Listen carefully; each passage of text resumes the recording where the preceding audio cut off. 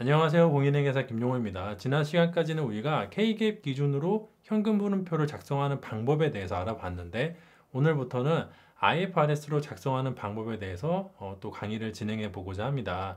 다만 이번에도 한 가지 영상으로는 다 정리가 안 될 것 같고요. 일단 오늘은 K갭이랑 IFRS가 어떻게 다른지부터 다뤄보도록 할게요. 바로 정산표 얘기를 시작하면 좋은데 이 차이를 설명하지 않고서는 정산표가 하나도 이해가 안 되실 것 같아서 먼저 차이를 간단하게 짚고 또 다음으로 진행해 보도록 하겠습니다. 자, 그래서 K갭이랑 IFRS가 뭐가 다르냐?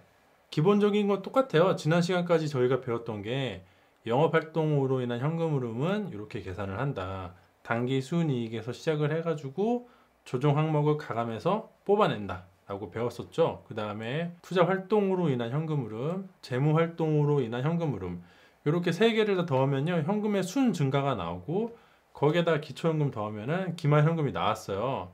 K갭은 간접법이라면 IFRS는 여기 수정된 간접법이라고 합니다. 그러니까 일부 수정이 있었다는 것인데 투자활동이랑 재무활동은 똑같아요. 바뀐 게 없어요. 다만 영업활동이 조금 변동이 있는데 가장 다른 점은 시작할 때 단기 순이익에서 시작을 하는 게 아니라 법인세 차감 전 순이익에서 시작을 해요. 그 다음에 조정 항목의 가감을 더하고 빼는 건 똑같아요. 이것도 크게는 간접법이랑 별다른 차이가 없습니다. 다만 차이가 나는 게 여기 밑에 있는 네 가지 항목인데 이자의 수령, 이자의 지급, 배당금의 수령, 법인세 납부는 따로 표시를 해줘요. 얘네를 따로 표시하는 이유는 간단하게만 짚고 넘어가자면은 얘네는 영업활동이기는 하지만요 정확하게는 조금 애매한 측면이 있어요. 예를 들어 이자 같은 경우에는 이자를 수령하고 지급하는 케이스는 얘네는 영업활동으로 보기는 보는데 어떻게 보면은 또 투자활동이나 재무활동이랑 관련돼서 현금이 오고 가는 것으로 해석이 될 수도 있습니다. 왜냐면은 차입금을 빌리면은 차입금은 분명히 밑에 있는 재무활동으로 분류가 되잖아요. 근데 차입금과 관련된 이자를 지급할 때는 걔가 영업활동으로 들어가요. 이게 약간 좀 이상하죠? 그 전까지는 아무 생각이 없다가 제가 이렇게 설명하니까 뭔가 좀 이상한 것 같죠? 예를 들어 내가 채권에 투자를 했어. 그러면은 투자 활동으로 인한 현금 흐름인데 거기서 이자를 수령하면은 그건 영업 활동으로 들어와요. 그런데 생각해 보면은 투자 활동으로 인한 현금 흐름인 것 같기도 한데 왜 영업 활동으로 들어오지? 이런 이상한 생각이 들긴 하거든요. 복잡하게 얘기하자면 정말 한도 끝도 없지만 얘네는 조금 애매하다.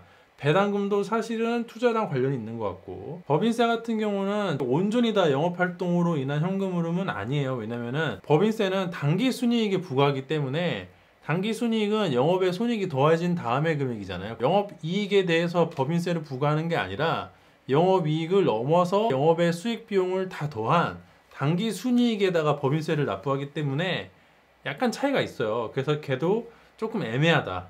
영업활동이 아닌 애들이 섞여 있다 해가지고 이렇게 4개는 따로 공시를 하도록 유도를 하고 있습니다. 의에서 작성된 현금 흐름표를 보면요. 왼쪽이 K갭이고 오른쪽이 IFRS예요. 조금 다르죠? 이 전체 합계 금액은 일치를 합니다. 예를 들어 영업활동으로 인한 현금 흐름 129만 5,500원 마이너스 둘 다 일치하죠. 그 다음에 투자활동이랑 재무활동은 완벽하게 일치를 해요. 즉 전체적인 구조는 변한 게 없어요. 영업활동 현금 흐름, 투자활동 현금 흐름, 재무활동 현금 흐름 다 똑같습니다. 다만 영업활동 내에서 변동이 있는 거예요. 제일 쉬운 게 하나부터 보자면은 법인세인데 왼쪽에서 법인세랑 관련된 걸 뽑아보면은 여기 미지급 법인세가 있습니다. 그리고 사실 당기순이익도 여기서 관련이 있어요. 이렇게 두 개 관련이 있다고 보시면 됩니다. 일단은 왼쪽에서는 단기 순이익으로 시작을 했는데 오른쪽에서는 법인세 차감 전 순이익으로 시작을 하잖아요.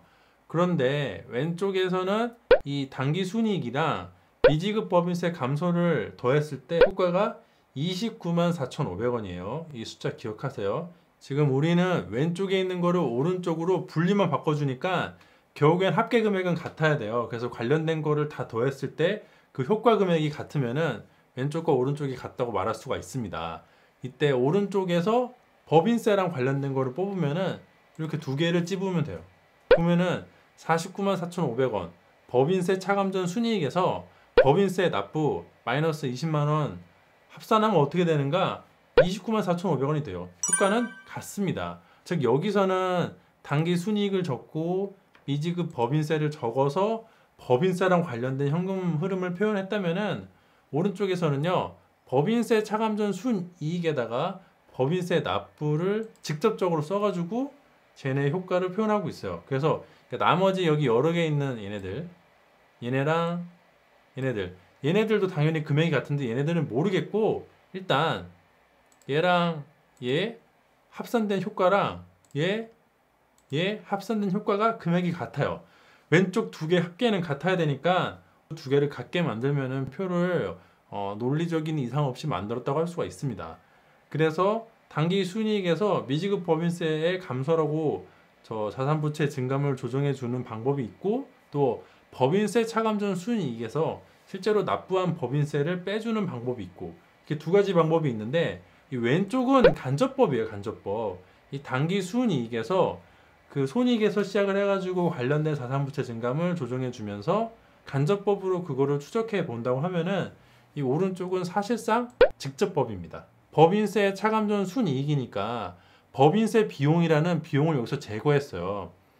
이 당기 순이익 안에는 법인세 비용이 포함되어 있는데 그렇게 손익을 집어넣고 관련된 자산부채를 더하고 빼가지고 간접법을 알아냈다면은 IFRS에서는요 법인세 차감 전이니까 법인세 비용을 제거해서 이 표에서는요 법인세 비용이 나타나지 않아요. 다시 K갭에서는 법인세 비용 효과가 나타나지만은 IFRS에서는 법인세 비용이라는 게 이 표 안에 자체에 들어오진 않습니다.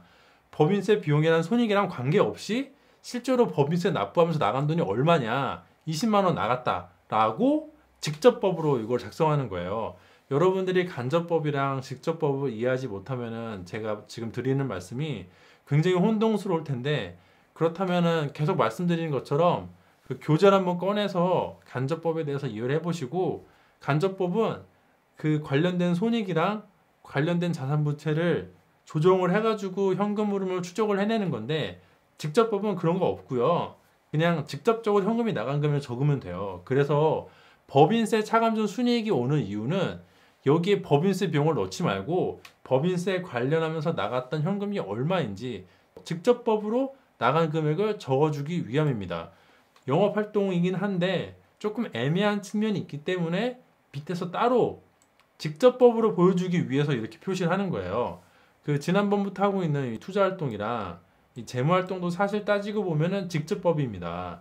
이 K갭에서는요 여기까지는 직접법으로 하고 요렇게는 간접법으로 하는 그러한 현금 흐름 표라면요 IFRS에서는 여기까지는 간접법이고 요 밑으로는 직접법이라고 보시면 돼요.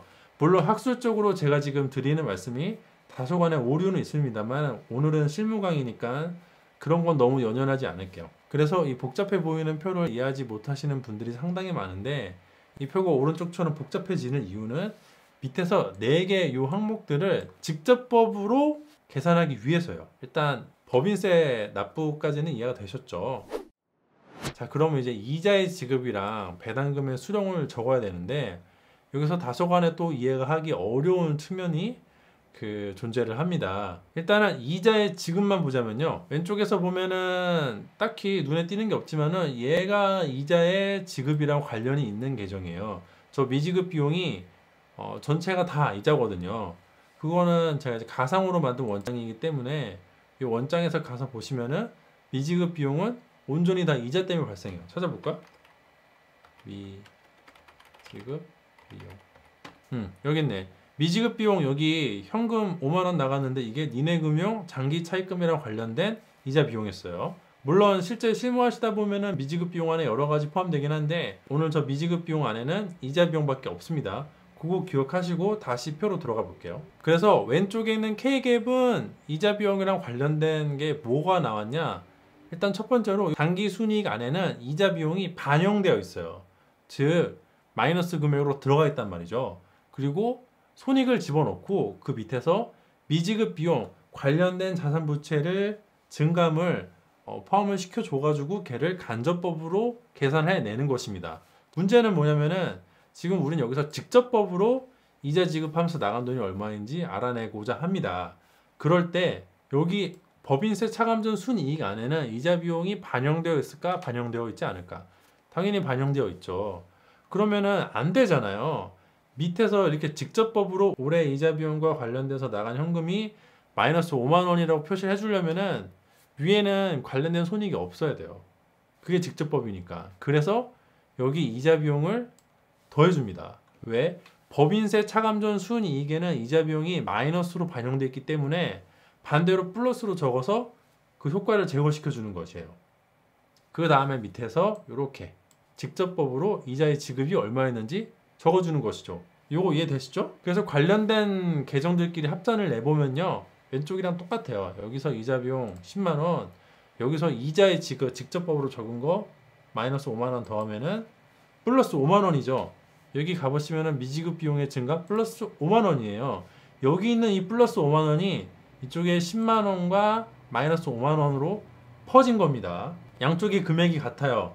논리적으로 설명하면은 얘네는 직접법이기 때문에 저 위에서 이자 비용이 반영된 걸 제거하기 위해서 여기에서 이자 비용을 반대로 플러스를 더해서 없애준다. 그 다음에 밑에다가 이렇게 직접법으로 적는다 라고 설명할 수 있고요. 얘네들이 계산이 맞는다는 걸 증명하려면은 이 5만원이 10만원 마이너스 5만원으로 갈라졌다. 그래서 양쪽은 계산이 같다 라고 이해도 되고요. 그런 식이에요. 배당금의 수령은 훨씬 더 간단한데 왼쪽 표에서는 배당금의 수령이 나타나 있지 않죠. 여기 어디에도 그 관련된 자산부채나 뭐 비연금 수익 비용이 보이지가 않습니다. 여기 잘못 적었네. 배당금 수익. 죄송해요. 오타가 있었어요. 자, 다시 돌아와가지고 왼쪽 표에서는 배당금 수익과 관련된 아무것도 나타나지가 않아요. 왜냐면은 30만원 발생해가지고 실제로 30만원 돈을 받았거든요. 그래서 이 당기 순이익 안에 포함되어 있습니다. 여기에 플러스 30만원이라고 적혀져 있는 게 특별히 밑에서 조정 항목으로 조정할 게 없어요. 내가 수익으로 인식한 금액 그대로 현금 들어왔기 때문에 그냥 그거 현금 들어왔다고 인식하면 문제가 없어서 밑에서 별도로 조정할 필요가 없기 때문에 등장하지 않아요. 현금 흐름표에는 오직 여기 당기 순이익 안에 배당금 수익으로 반영되어 있을 뿐입니다. 그런데 여기 IFRS에서는 쟤를 밑에서 따로 표시를 해줘야 되잖아요. 왜? 얘네는 애매한 애들이니까 따로 표시를 해라. 그래서 30만원 따로 표기를 해야 돼요. 그러면은 여기는 아무것도 없었는데 여기다가 30만원 덩그러니 적으면은 계산이 안 맞죠? 그래서 여기에서 30만원 빼줘야 돼요. 여기에서 빼주고 여기서 더하면은 그 효과가 제로가 되면서 전체 합산하는 합계 금액에 영향을 미치지가 않습니다. 그래서 양쪽 금액이 같은 거고, 논리적으로 설명하자면은 법인세 차감전 순이익 안에 배당금 수익이 반영이 되어 있어요. 그런데 직접법을 하려면은 여기 관련된 관련 수익을 적으면 안 되고 그냥 돈 들어오고 나간 금액만 밑에서 이렇게 플러스로 적어주면 되잖아요.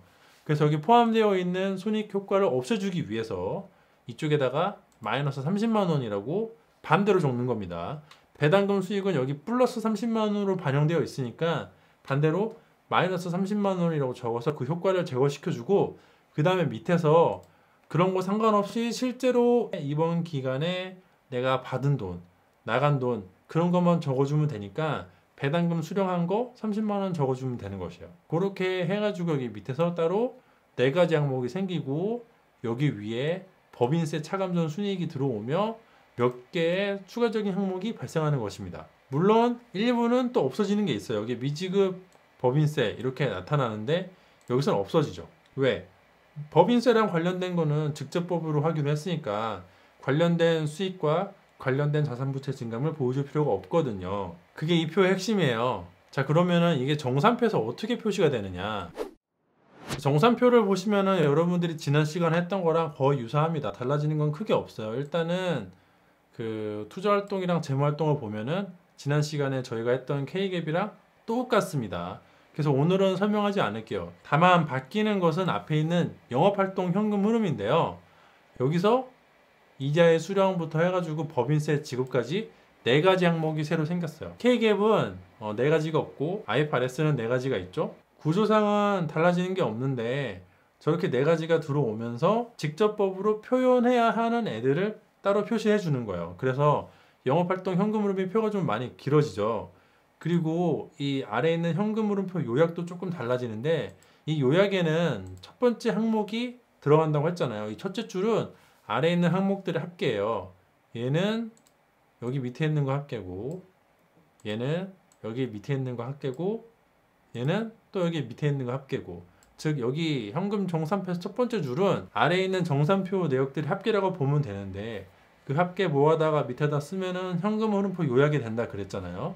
현금 흐름표 요약이라고 되어 있고, 지난번까지 없었던 4가지 금액이 새로 생겼습니다. 다만 얘네들의 합계 금액 자체는 바뀌지가 않았어요.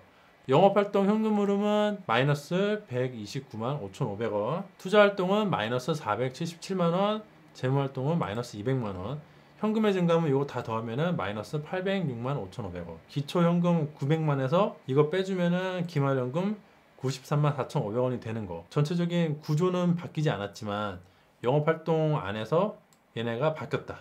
그리고 정산표도 이렇게 4개가 생겼다. 여기까지 일단은 말씀을 드리도록 하겠습니다. 오늘 영상 이해가 잘 안 되시면은 말씀드렸다시피 교재 한번 꺼내서 간접법에 대해서 다시 한번 공부를 해보시고 그 다음에 또 반복해서 시청하시길 권해드릴게요. 그러면은 이어서 다음 내용으로 또 찾아뵙는 걸로 하고요. 오늘은 여기까지 하도록 하겠습니다. 긴 영상 시청해주셔서 대단히 감사합니다.